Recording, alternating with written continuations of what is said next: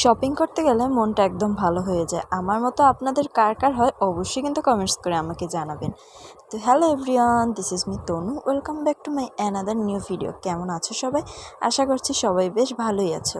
আজকে আবার একটা নতুন ব্লগ নিয়ে তোমাদের সাথে হাজির হয়ে গেলাম।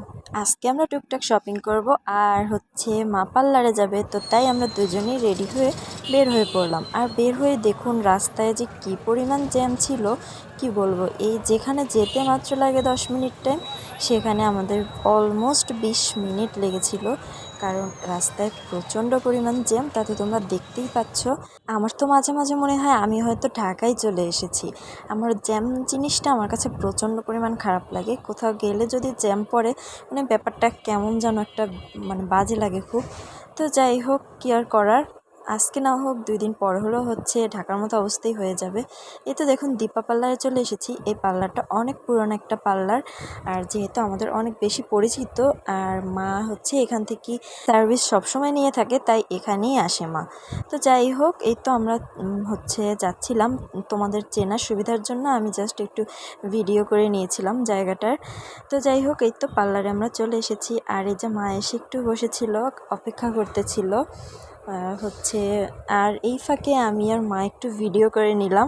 আমার তো মিরর দেখলে ভিডিও করতে ভীষণ ভালো লাগে, তাই মিরর আর সুযোগ দুইটাই পেয়ে আমিও ভিডিও করতে শুরু করে দিলাম।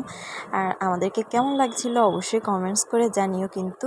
দেন পার্লারের কাজ কমপ্লিট করার পর এখন আমরা বের হয়ে পড়েছি। আর এখানে একটা বিখ্যাতই বলতে পারো, অনেক মজার একটা ফুচকা আছে। তো আমি ভাবলাম যে এখন আগে ফুচকাটা আগে খেয়ে নিই, দেন বা শপিং করব। তো এই তো চলে এসেছি ফুচকা। এটা কাঠপট্টিতে বসে মামা। আর এই মামার হাতের ফুচকা আমি সেই অনেক আগ থেকে খেয়ে আসছি। এত পরিমাণ মজা গাইস, কি বলবো।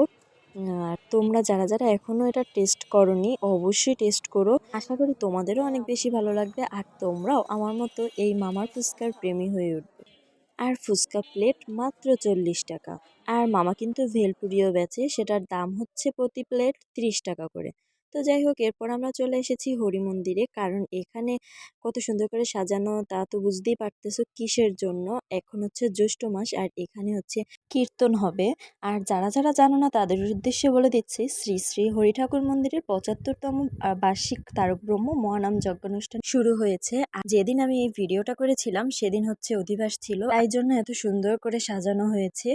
আর ভিতরে এখনো কাজ করছিল কিছু লোক। যাই হোক, এই মন্দিরে কিন্তু 7 দিন ব্যাপী হরিনাম যজ্ঞানুষ্ঠান হবে। আপনারা যারা যারা এখনো জানেন না, তারা তো এই ভিডিওর মাধ্যমে জেনে গেলেন। আর অবশ্যই কিন্তু এই মন্দিরে চলে আসবেন। আপনাদের এই জানানোর জন্যই আমার এই ভিডিওটুকু করা। তো যাই হোক, আজকের মতো এখানেই ভিডিওটি শেষ করছি। আর এখন আমরা বাসায় চলে যাব। আর যেহেতু রিক্সা পাইনি, তাই আমরা হাঁটি হাঁটি করতেই চলে যাচ্ছিলাম। তো আমার ভিডিওটি কেমন লেগেছে অবশ্যই কমেন্টস করে জানাবেন। ভালো লাগলে পাশে থাকবেন। So tata, thanks for watching.